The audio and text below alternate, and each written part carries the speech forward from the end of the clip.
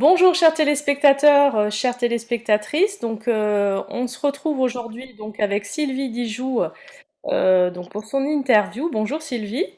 Bonjour. Donc Sylvie qui est professeure de yoga et praticienne en Ayurveda. Donc aujourd'hui nous allons la découvrir, en savoir un petit peu plus sur elle.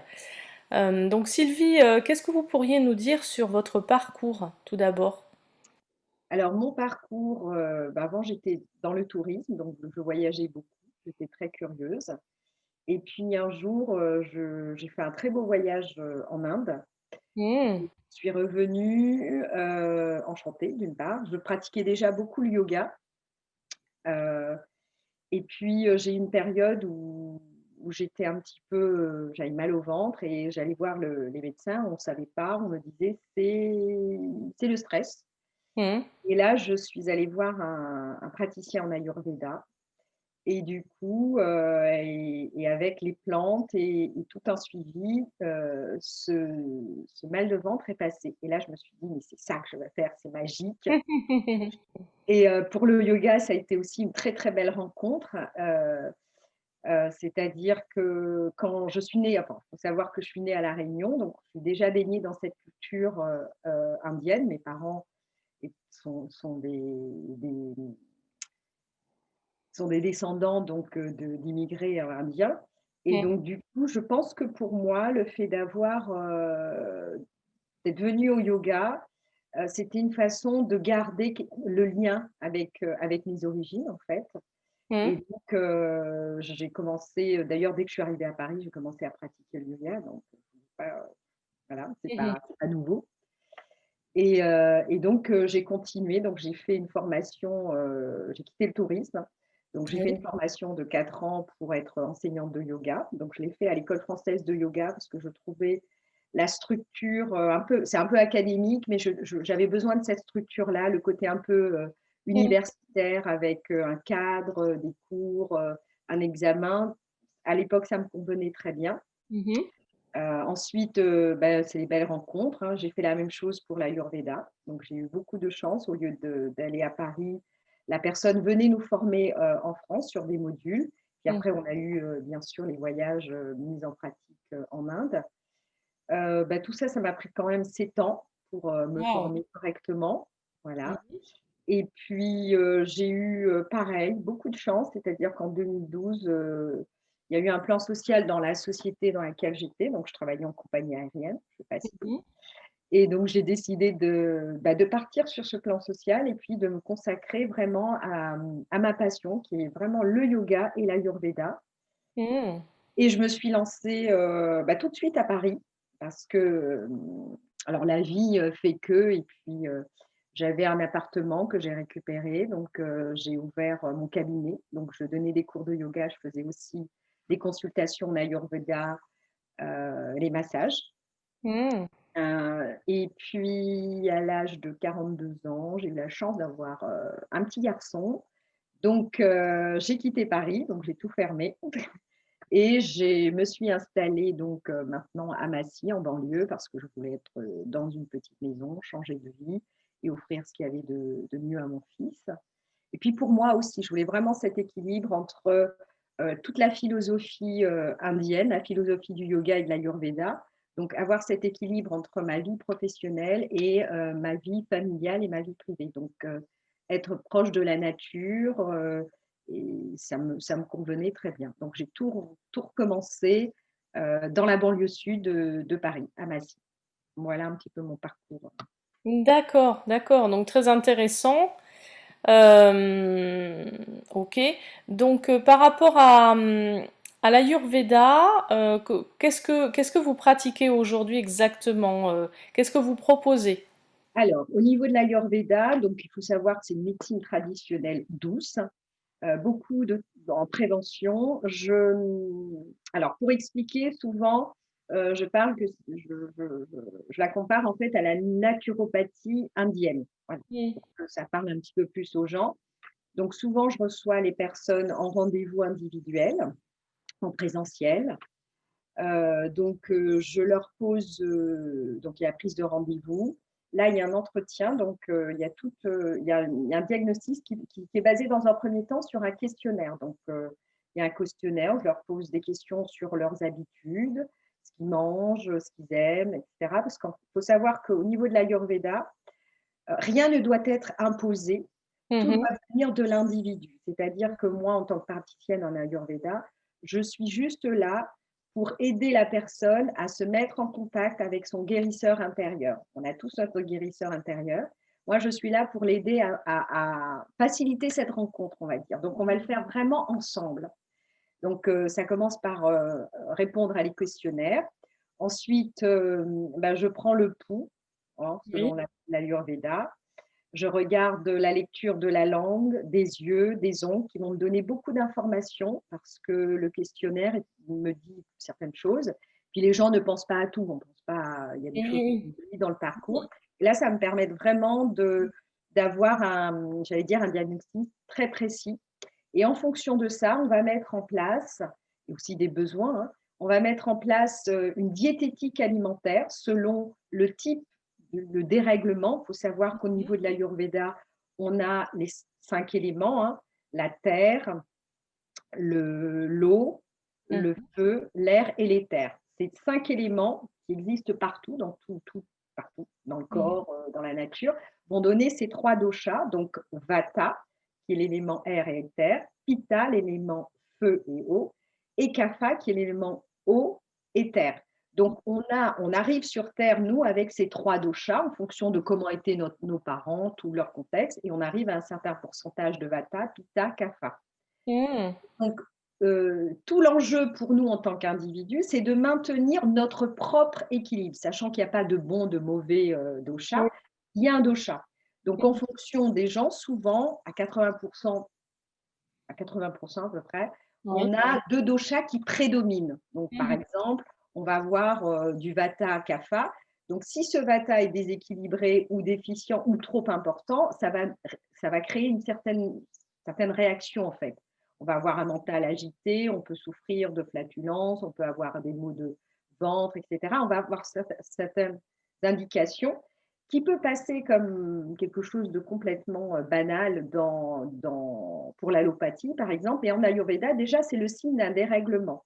Mhm. Donc, nous, à partir de ça, ben, je vais proposer une diététique à la personne en lui disant, voilà, donc durant cette période de 21 jours, c'est bien de privilégier tel aliment parce que c'est bon pour Vata, pour Mhm. équilibrer votre Vata. Mhm. C'est bien d'enlever pendant un certain temps certains éléments qui, là, effectivement, va augmenter votre vata ou alors le vata est trop faible. Donc, c'est par rapport à ça. On va faire d'abord un équilibre alimentaire. J'aime pas parler de régime. C'est vraiment adapter une diététique en fonction du dosha à rééquilibrer, d'une part. Donc, il va avoir aussi tous ces conseils, les épices à utiliser, donc les plats, les épices. Alors des plats adaptés à notre contexte, hein, donc c'est-à-dire Mhm. à la vie en France avec nos climats, Bien sûr. les aliments qu'on connaît ici, des épices. Il va avoir aussi une pratique vraiment adaptée à la personne. Donc souvent, je vais lui donner 2 ou 3 postures ou sa pratique, sa séance à elle, qui est propre Mhm. pour équilibrer son dosha. D'accord. Avoir aussi des mantras. Mhm. On va aussi mettre du son et elle va aussi avoir son mantra qui correspond à elle en fait et à son déséquilibre du moment. Donc voilà. Donc elle repart avec un bilan complet à Mhm. mettre à mettre en œuvre, enfin à appliquer pendant 21 jours voire 30 jours. Et puis on se revoit pour un contrôle un mois après. Mhm. Moi, j'estime une bonne consultation, c'est pas plus de 3 à 4 rendez-vous. Voilà, il n'y a Mhm. pas besoin de plus, en fonction de ce qu'il y a à traiter, bien sûr. Oui. Et jusqu'à présent, j'ai beaucoup de chance Mhm. parce que les gens viennent me voir vraiment 2 ou 3 fois et après, voilà, ils trouvent leur équilibre et ils prennent leur envol. Et moi, j'adore, ce que j'aime beaucoup dans ce que je fais, aussi bien en yoga qu'en Ayurveda, c'est amener les gens à l'autonomie. Mhm. Mhm. Même dans la pratique de yoga, c'est qu'ils deviennent leur propre professeur de yoga, leur propre praticien en Ayurveda, dans le sens où ils se connectent vraiment à leur énergie de guérison. Et pour moi, ça, c'est vraiment Je dirais que c'est que ma mission et c'est ce qui m'enchante le plus dans ce que je fais aujourd'hui. Mmh. En tout cas, ce que vous proposez, c'est très complet, c'est très adapté à l'individu, donc et vraiment, j'ai l'impression qu'on va sur toutes les sphères, c'est très holistique, hein, on va sur toutes les sphères de l'individu. Exactement, parce que moi, ce qui m'intéresse dans l'Ayurveda, c'est vraiment tout le côté holistique. C'est-à-dire que l'individu est pris dans son contexte de vie global. Mmh. C'est pour ça que le questionnaire est assez complet par rapport à, par exemple, on pose une question: «Qu'est-ce que vous faites comme métier?» Alors ça paraît comme ça un peu surprenant, mais c'est juste pour voir si la personne est alignée. J'ai eu le cas d'une personne, d'un homme qui est venu me voir qui avait beaucoup d'eczéma, donc ce qu'on appelle nous en Ayurveda un excès de pitta. Et en Mmh. fait, il s'est avéré que ce jeune homme a toujours voulu être musicien.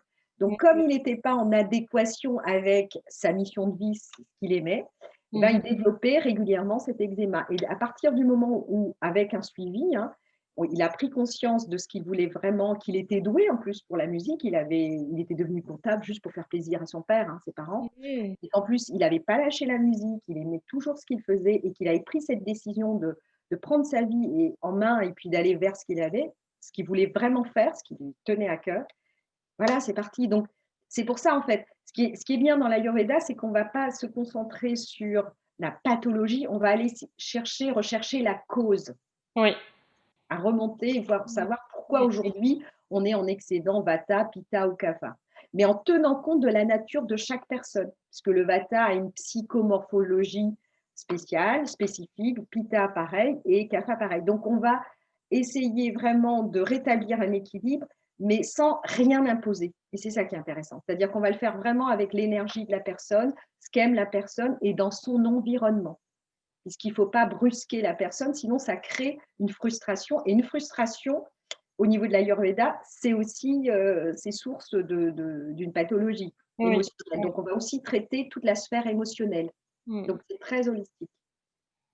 D'accord, c'est aussi très intéressant, hein, d'avoir votre manière aussi de travailler parce que vous utilisez aussi le yoga. Donc, qu'est-ce que vous pouvez nous dire sur le yoga d'ailleurs, sur votre pratique, sur votre enseignement du yoga?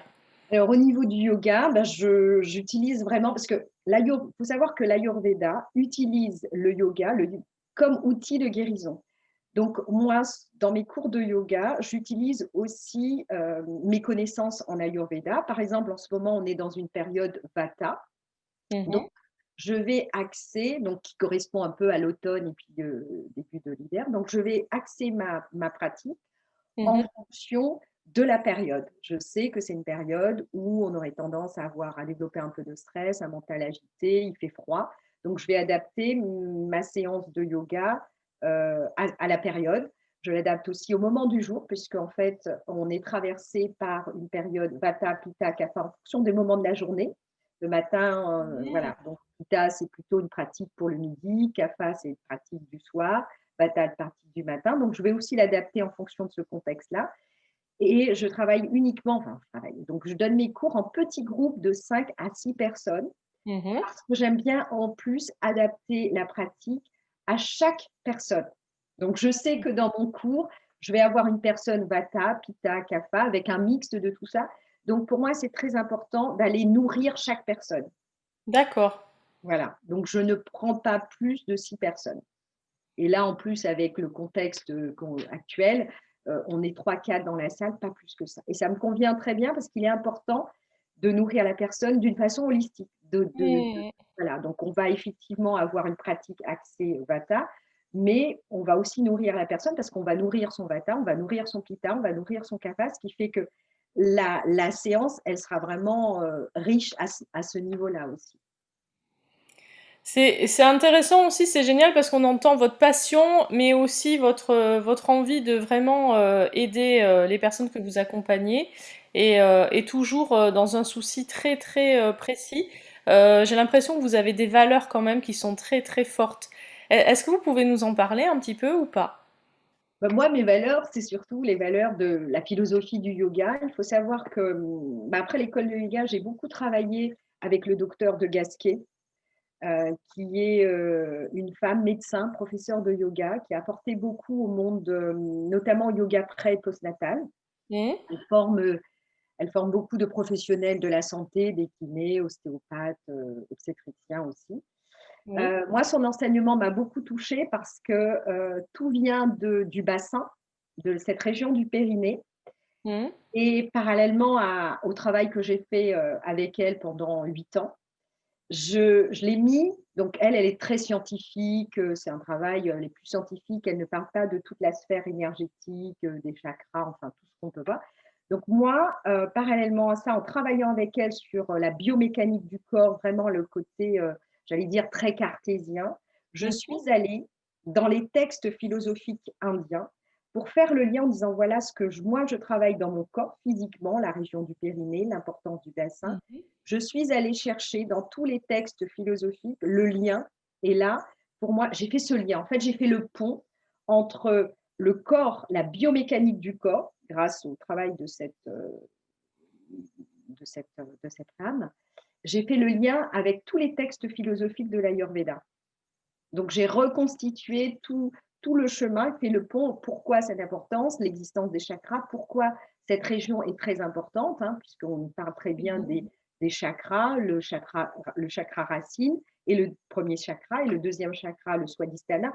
On est vraiment dans la construction de l'identité, de l'enracinement et de l'identité de la personne. Donc, mon travail est aussi basé sur une biomécanique du corps qui va beaucoup, beaucoup mettre en avant le bassin. Mmh.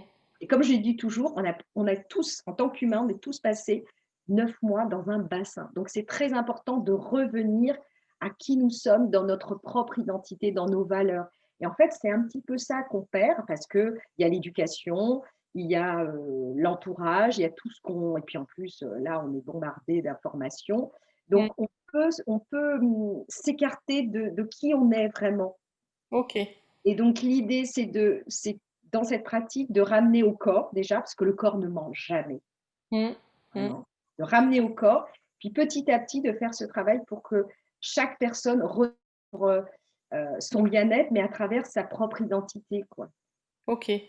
Donc ça c'est une de vos valeurs, donc ça c'est Oui, cette singularité, et puis vraiment le respect du corps, le respect de chaque individu. On mmh. n'est pas des clones, on n'est pas des moutons, on a tous une singularité, une particularité.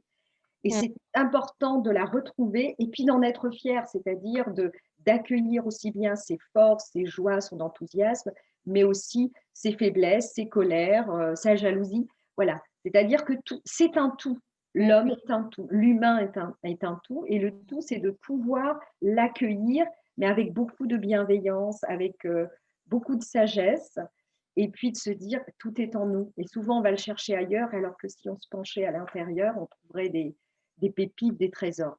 Mais bon, voilà, c'est pas ce qui est prôné. Donc l'idée, c'est aussi ça. Et puis voilà, c'est des valeurs quand même fortes. Mmh. Et moi, je tiens beaucoup à cet aspect traditionnel du yoga et de l'ayurveda, c'est-à-dire, c'est pas un cachet d'aspirine, loin de là. C'est pas une gymnastique douce. C'est pas ce qu'on en fait beaucoup. Moi, D'accord avec vous, ouais. ce qu'on voit, c'est pas juste mon cours de yoga pour être à la mode et très tendance, c'est pas ça. Ouais. C'est vraiment retrouver ces valeurs, ces principes, mais qui je suis dans mon identité réelle. Et puis Mmh. cet équilibre qui permet d'être son harmonie, son équilibre, et qui nous permet de rayonner tous les jours, quoi. Moi, je me base vraiment sur ces valeurs du yoga et de l'ayurveda pour être qui je suis dans mon quotidien. Mmh. Je pense que c'est important, et je pense que chaque individu mérite de le trouver ça et de le vivre. C'est Ouais. tellement beau. Donc Mmh. j'ai envie de le partager et transmettre le yoga, et puis ma façon de pratiquer l'ayurveda, c'est ça. Et comme je vous le disais au début, c'est aussi amener chaque personne à être autonome. Mmh. Je je je suis contre le fait voilà, de créer de la dépendance. On est déjà dans une société qui nous soumet Ouais, beaucoup. Et je tout à trouve que fait. c'est important de dire à chaque personne et de leur montrer par eux-mêmes qu'ils sont maîtres de leur vie, qu'ils ont le choix, qu'ils peuvent, et de leur amener justement cette autonomie aussi bien au niveau de leur corps, hein, dans le Mmh. ressenti corporel, que dans le bien-être grâce à l'Ayurveda. Je pense que mes valeurs, c'est ça, c'est vraiment reconnecter à soi-même, à son identité, à sa vérité, à sa propre vérité, et aussi à cette autonomie, ce besoin d'autonomie. Je trouve que ça, c'est important. Super. Voilà. Super. Alors, la question que j'ai envie de vous poser est assez inattendue, c'est que Sylvie, est-ce que vous avez prévu de faire de la formation? Parce qu'avec tout ce que vous délivrez déjà, comme ça, juste en interview sur des enseignements, vos valeurs en fait véhiculent aussi des enseignements. Et donc, j'ai envie de vous dire, est-ce que vous avez prévu un jour de former des praticiens en Ayurveda ou en yoga? Parce que c'est incroyable. Enfin, ça donne juste envie, en C'est fait. vrai. Bah, écoutez, pour l'instant, alors, il faut savoir que j'étais formatrice à l'Institut de Gasquet pendant 5 ans. Mhm, J'ai mhm, donné des cours de yoga pré et postnatal. Je commence un petit peu parce qu'on est venu me chercher, mais pour l'instant, c'est vrai que j'ai pas pensé concrètement comme ça, j'ai pas pensé. mhm. Je travaille vraiment sur le fait de, effectivement, je le transmets déjà à mes élèves, beaucoup, Oui. aux gens qui viennent me voir déjà. Mhm. Et pour moi, cette richesse dans la transmission, elle est déjà Ok. un cadeau. Mais pourquoi pas? Pourquoi pas? Ok. Donc, si on veut venir vous voir, donc c'est en présentiel à Massy, c'est ça? Oui, exactement. Je suis au 15 rue Gambetta. Je suis dans le Vieux Massy, c'est un petit village tout mignon, Mhm. dans la banlieue sud, donc proche d'Orly. Et j'envisage, pourquoi pas, de développer, avec le contexte actuel, hein, Mhm. voir comment je peux faire sur du distanciel aussi. Parce que là, je vois que les cours de yoga, ça fonctionne bien. Je Mhm. ne prends pas plus, pareil, de 3 4 personnes pour pouvoir vraiment essayer de corriger, d'être présente pour chaque personne. Et pourquoi pas développer un système au niveau à distance, quoi, parce que c'est vrai qu'il y a beaucoup de choses à faire. Et puis maintenant, la technologie nous le permet, hein.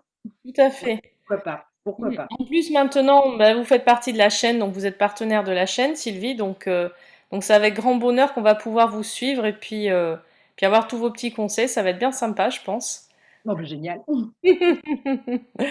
En tout cas, donc si vous voulez retrouver Sylvie Dijoux sur la chaîne, vous la retrouverez, mais également, donc vous avez ses coordonnées qui s'affichent sur son site internet, donc vous pouvez aller regarder. Et vous pouvez aussi la trouver donc sur la chaîne en tapant www.bien-du6être.tv et aller dans Espace Bon Plan Partenaire, parce que bientôt Sylvie aura son espace et donc vous aurez pas mal de petites choses à découvrir sur elle et puis ses petits contenus. Donc n'hésitez surtout pas. Et merci Sylvie, merci beaucoup. Merci à vous. Namasté. Namasté. Bonne journée à tous. Au revoir. Au revoir.